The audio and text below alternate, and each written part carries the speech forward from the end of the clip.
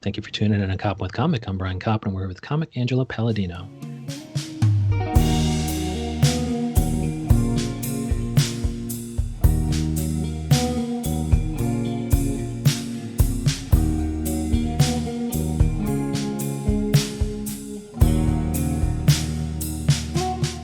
Angela Palladino, how the hell are you?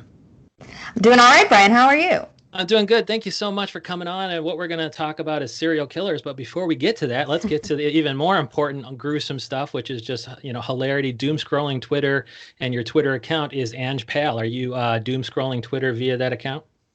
Oh, absolutely. I've been waking up at like 4 in the morning just because, insomnia. And then I'll like Ah, roll over and look at Twitter. And then next thing you know, it's like 8 a.m. and I'm like, shit. I think we have determined the cause of your insomnia. It's the fact that you are sleeping with the blue screens. Yeah, I know that I shouldn't be doing that. Everyone tells me to stop. I need to put my phone in a different room at night. I can't help it. I'm addicted. Yeah, she's addicted. And are you doing the same thing at your Instagram account, Ange.pal? Yeah, it's less doom there. I don't follow a bunch of doom accounts. But yeah, I can't get enough of it. It's like every single day.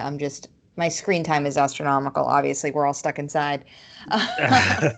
But do you have thirst traps for the dooms generation? Like, do you have any what's your idea of an Instagram account for comedians? Like, are you trying to just post hilarious stuff or clips of your stand-up comedy, or are they more likely to find the stand-up clips at angelapalladino.com? More likely to find it on my website. I don't post a ton of stand-up to either Instagram or Twitter. I post a lot of jokes on Twitter, but I don't post clips usually. Um, and then my Instagram is sometimes I'll post sketches there, or like funny videos or thirst traps, uh, or just like promo for my shows and stuff. Mostly you'll find on Instagram. Yeah, and you have the Walt Comedy Show that used to be at Union Hall, and then are you guys doing that on Zoom, or what are you doing? We haven't been doing it on Zoom. We're kind of holding out for the live format, but yeah, we were at monthly at Union Hall. The last one was like a week before everything shut down. So we're just kind of holding out for the live format. The three hosts were kind of all over the place, Uh, as far as location wise. yeah. So we haven't been able to get together to do a park show or anything like that yet. Yeah. I'm talking to a lot of these comedians, and sometimes I'm talking to them, and they're in Amsterdam or Mississippi or Texas, and they're New York City comedians though. So I can't begrudge where they currently are because I know the minute they can be, they'll be back. Yeah. I mean, we're all still in the city, but it's like Okay. one person is deep in Queens and without getting, we don't really want to get on the train or anything right now. So it's just like, ugh, it Yes. seems like more of a hassle than it's worth. Yeah. Yeah. And are you were you doing sketch with Boogie Manja? Yeah, yeah. Up until quarantine, obviously, I've been doing sketch there for 3 years, and that's just a live stage show Friday nights at the Pit Theater. That's a When we big show. did That's a big show, right? If you have a regular, I think I had Tiffany Firebaugh on, and she was talking about it just being a long running show, and is it on the Striker stage or as one on one to have a weekly Yeah. show? It's pretty solid. Yeah, Tiffany was actually on my team.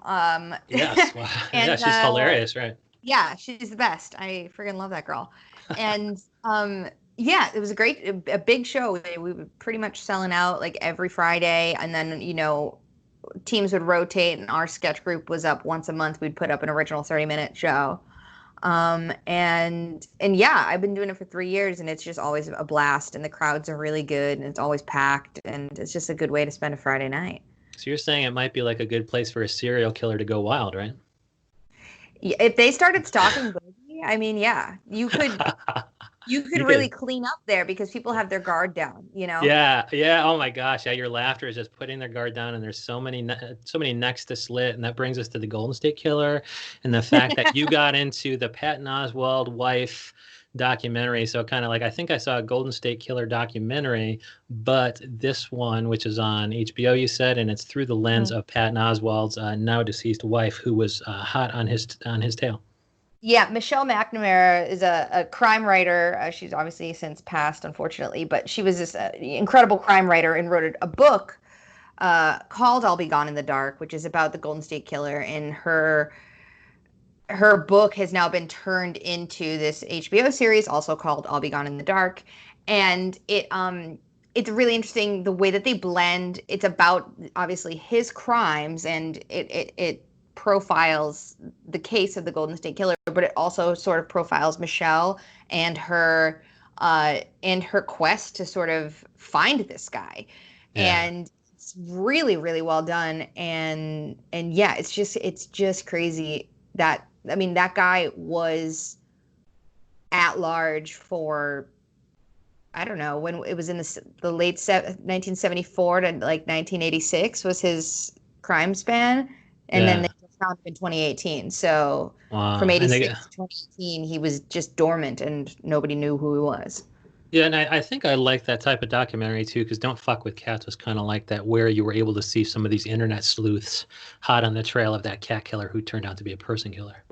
Yeah, I mean, Don't Fuck with Cats, similarly, like the citizen detective sort of thing. Like Michelle obviously wasn't an actual detective. There's other people involved in the story, like Billy Jensen and her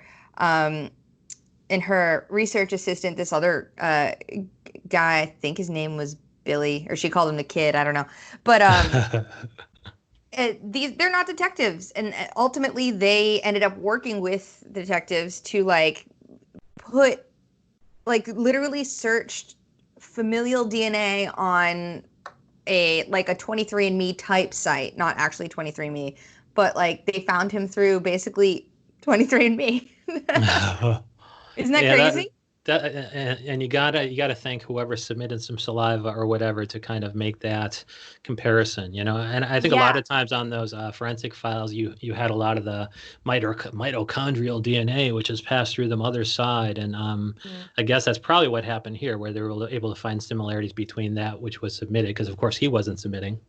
Right, of course. Yeah, they found like his third cousin or something, I don't know, and then they just had to like narrow it down. Well, this guy has a partial match, and he's got a third cousin who's the right age and was in the right area at the right time, and holy shit, it's the guy. Like, it's just crazy. Yeah, and you got to think that if he had known that that was possible, he would have killed all his relatives too. I mean, I don't know. These guys, though, listen, I know a thing or two about serial killers.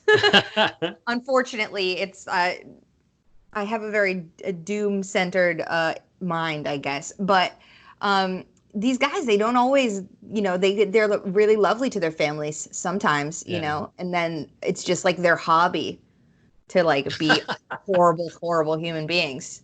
Yeah, yes, I had Olga Namer on, and we were talking about the fact that the daughter of the BTK killer wrote a memoir. Wrote a memoir, and she talked about he was about to come out of retirement to kill his 11th victim, but a FedEx person came, and so he wasn't able to do it. So he went camping instead.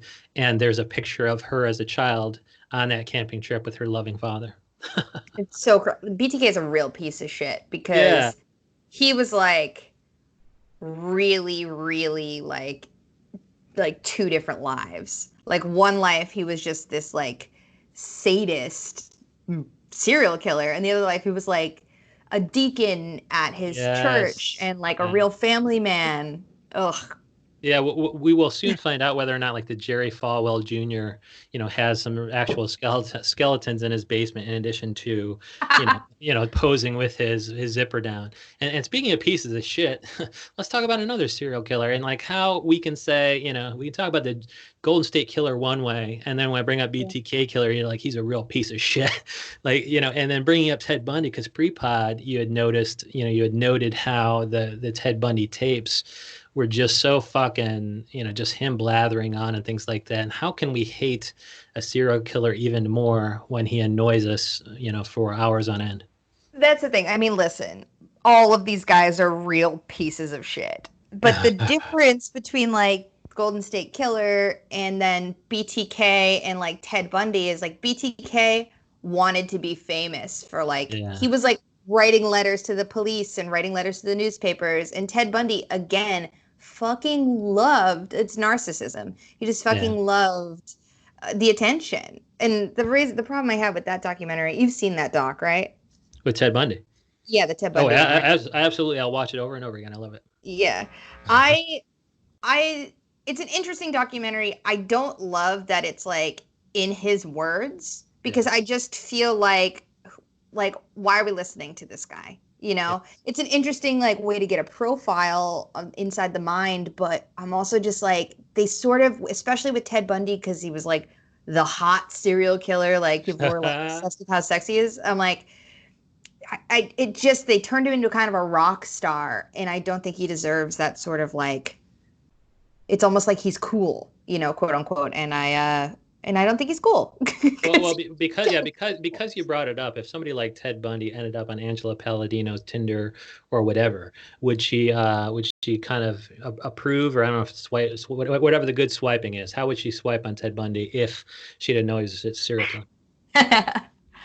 If I didn't know he was a serial killer, listen, I mean, I'm I'm not single, one, but also two, I think that he's got a creepy face. I never really got like people said he was hot and he's not horrible looking, but Right. he does look kind of sinister to me. Like Yeah. his smile is sort of like slimy. Like he looks like a slime ball. Also, Yeah. he was like in the Young Republicans and like a real like waspy dude, so it's just not my type anyway. And that would probably, and I would think that narcissism would come through on the profile. Like I recently read an article about, are you an introvert or are you a narcissist? And it kind of, had this list of questions that if you answered it, either 3 or 5, that would be the difference between, introvert at 3 or narcissist at 5. And, I'm an introvert, but I also have a giant fucking ego. And one of the things about introversion is it allows you to keep yourself out of games that you can't win. Like back in the day, I had a huge ego, but once if that ego is fragile, you don't take it for a test spin. It's like, you have a Lamborghini, you don't fucking take it to the market because it could get dinged up with carts in the parking lot or something. And so, are you an introvert? Are you an extrovert? Do you think there's any link with ego or narcissism, when it comes to those, E or Yeah. I, extrovert or introvert? Yeah, that's really interesting. I'm an introvert, weirdly, even though I'm a performer and a Oh yeah, comedian, they're but I'm totally a full consistent. Absolutely. introvert. Yeah. Yeah. Like I'm totally fine when I'm on stage. I do better the bigger the crowd. Um, I'm great public speaking, but like when I go to a party, I'm kind of like just sort of a wallflower. I'm not the life of the party necessarily. I just kind of Yeah. like chill in the corner, talk to like the few people I know. Like I'm friendly, but like I don't know, I'm just shy. Um, but but yeah, as far as like a link between um narcissism and I guess I think there might I don't know. That's really interesting because then you look at people like fucking the president who's very clearly a narcissist Yeah. but also seems to be like super extroverted because he wants everyone to like I don't think that man spends a minute alone in his whole day. You know what I mean? Yeah. Yeah. Like I don't think he recharges by like having peaceful alone time, which is like what they say introvert. It's like how you recharge. Like either you get your energy from like being inward or you get your energy from other people, Yeah, I love right? that. I love that. It's like the balloon. It's either sapping energy from your balloon and you need to go back and blow it up, or if you're an Hmm. extrovert, you actually get the balloon blown up with the energy of others, and that's fucking weird to me. Yeah, it is. Yeah, But that's the thing. do you Like have an I ego? Yeah, I guess narcissism is kind of sometimes it's at the expense of others. But I yeah. guess, I mean, are you also egotistical where, that's one of the reasons why you go up on stage? Um I don't know. That's egotistical. Yeah, that's interesting. I mean, maybe. I don't know. I'm really confident in like my abilities. Like, you know what I mean? But like I know what I can do as far as like, oh, like I know this set works and I'm really confident in this set. So and I get up on stage and it does well. I'm like, cool. Well, it's because I, worked on it for a couple months or whatever. It's not because I'm Um, just brilliant automatically. I worked really hard on it. And the fact that you're also a member of a sketch team would seem to kind of show that you play well with others to the point where if somebody else has the spotlight, you won't be too pissed off about that. exactly. And like my show at Union Hall, Waltz, like I host that with two other hosts. It's all a collaborative, like I really like working with teams and just collabing with other people. It's like kind of a little bit of a comfort zone, but I also find it really fun and like I think the work is better just being able to bounce jokes off of people, bounce ideas off of other people. I mean, the reason I like stand up as a solo endeavor, honestly, is simply because it's easier scheduling because I just know like, oh, I can do a show that day because I'm available versus like if you're working in a group thing, it's like you got to see if everyone's free and then whose like apartment are we rehearsing at or whatever the fuck. So, yeah, like, yeah, I mean, even with writing, right? It can be a solo process, but it is collaborative in the way that like you're sending drafts out to people or you're like putting your jokes up on stage at a mic or testing out new stuff in front of people and you're getting that feedback. And it's in that way, like stand up is a collaboration with the audience almost because they're going to give you feedback on whether or not they're gonna let you know like a good editor what does not work. And I suppose, you know, I suppose there could be more overlap between narcissists and maybe I'm just trying to think like improv, you know, the lack of control and the fact that, you know, I would almost think you can't be a narcissist and also be an improv because although you can hog the spotlight, you wouldn't be on that team long if you just hogged the spotlight consistently. And that's why, you know, I think I tried improv and it sucked compared to stand up because you didn't have any control over, you know, other people hogging your spotlight. And so I suppose like a Ted Bundy might be able to do sketch, might be able to do stand up, but maybe not do improv. What do you think? Ted Bundy would be horrible at improv. Yes, and I shot her. It's just like the Michael Scarn, Michael Scott on The Yeah, Office. Michael Scarn. He was always pulling out a rope or some shit. Yeah. Yeah, he would just derail everything and make it like exactly what he wanted it to be. Yeah, he's always like, I'm a frog man. I'm a frog man. I was a champion frog catcher. And you're like, dude, Ted Bundy, shut the fuck up. We don't care. Yeah. Like, I mean, when you think about these serial killers, they want to control their own narrative. That's why they're playing God, right? That's why they're killing people. They want to control the story. Yeah. And it's in a lot about killing and murder and shit like that is about control. And you have no control in improv. It's literally about just going with wherever the group takes you. Yeah, and I would think, yeah, maybe he'd murder his team. It would become a stand-up act after a while, right? No, and as far as like controlling going on your whole controlling your narrative thing, and back to the I guess it's GSK killer, like, you know, did he, like, I think he would call victims or something like that, like either before or after he'd call the victim's family or something. Like, so he really didn't get off on doing something like BTK where he taunted the press or somebody like Bundy who then represented himself at trial. Like, was GSK, I guess he was about control and controlling their fear. But I guess because he didn't want to get caught and because he wanted to keep going, he was fine putting off controlling the narrative until he got caught. He didn't go ahead and, like, you know, call the press all the time. Yeah, no, he didn't really interact with the press or, I mean, he was a cop. He was a law enforcement officer. Yeah. So he weirdly, like, he didn't taunt the police because he was the police. And he didn't interact with the press really, but he did taunt his victims. Like, he would call some of them years after, and he would stalk them ahead of time to get a lay of the land. He would like case the house and like follow them, and he would like pick out his victim and then like learn about them before he did anything. And then when he was actually like in the act of committing the crime, it was very much about control. Like, he would fuck with their minds and like tie people up. He would like attack a couple and then be attacking the woman while he tied like the husband up on the ground. With, like, and you would put like plates on his back. Wow, that was cool. Yeah, but everything you're mentioning now could be said of a relationship. So, have you, you know, because you said you're in a relationship, you know, is there anything that you know, GSK did that you just discussed that can be, you know, talked about in the relationship context, like, you know, stalking your victims, control things, you know, tying people up, things like that? I'm not into necessarily BDSM, like no kink shame, whatever floats your boat, do what you do, just not for me. Right. If that's control or stalking your exes or whatever. Is there any, no. Like, I really think there's a strong, like, for me, and this is why I haven't dated for decades, because it's the control thing. It's the fact that I control my shit now, but the minute you're in a loving relationship, that ceases to exist. Is that basically true? Yeah, I mean, no, that's not true for me. I mean, I don't know. I think again, it's about it's a collab. Brian, you got to think of a relationship as a collaboration. Oh, like This is sketch, what like Boogie yes. Manja, right? Yes, unfortunately, relationships are exactly like sketch comedy in the way that they very rarely work out if it's too long.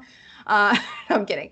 Wow. But yeah, no, I mean, listen, my relationship is very good, and there's no controlling or anything like that. So I don't know. I think if you're trying to control a relationship, I think that you need to take a step back and think about, yourself, and maybe work on yourself. I mean, well, I mean, yeah, to the extent, oh, absolutely. To the extent I want to get in a relationship, of course, I have to work on myself. But, the whole control ceasing to exist, is it that, in your current relationship or just successful relationships in general, I don't want to pry, but like you control yourself in that you keep your boundaries, you respect yourself, of course, but Mhm. beyond that, the control kind of ceases to exist and it becomes more of a collaboration. Yeah, and I think that's, inherent in the nature of it. Like, I think that it's about compromise and communication, right? Like, you have to just recognize that it's not all about what you want all the time. And that's any one person. And then so it becomes like, what does the group want, right? What does the two of us want? Um, and then yeah, you just got to be cool with that. And hopefully, you know, that is kind of what you're in it for. Ultimately, is like Yeah. a collaborative life. Yeah, and if the collaborative life is working, it has payoff in some sort of happiness or sex in the same way like a Boogie Manja show would have its payoff in laughs. And that way, the collaboration is actually successful. Exactly, exactly. I mean, if one person wants everything to be their way, it's never going to work. Same thing with the improv thing, right? Like, if one person on the group, on the team, is like, no, we're doing this, no, we're doing this, no, we're doing this in every scene, it's a shitty set. Yeah. And that's why Ted Bundy would never be on your sketch team. Yes, and I would also never date him. See, it all comes. Yes. Fucking full circle. Well, I can't wait because someday Angela Palladino is going to have a documentary where she has successfully tracked down a serial killer because she's doom scrolling Twitter and watching all these Netflix documentaries and HBO and Amazon documentaries. Honestly, I can only hope. Well, it's oddly Yes. enough, my day job, when I'm not doing comedy related stuff, I do a lot of comedy production work too. But I Okay. got started in film production, working in documentary, um, Yes. in true crime actually. Well, not really true crime. It was about like cartels. I worked on this documentary called Cartel Land, Oh, cool. and anyway, so yeah, I hope that one day I get to Yeah. maybe I'll do a true crime documentary about a murderer who was a comedian, like John Wayne Gacy, who's a Yeah. clown. Yeah. So I cannot wait. When I see a serial killing, I will totally tip you off because you have connections in the cartel land documentary world. And I thank you so much for coming on, Angela Palladino. Thank you. Thanks for having me, Brian. This was super fun.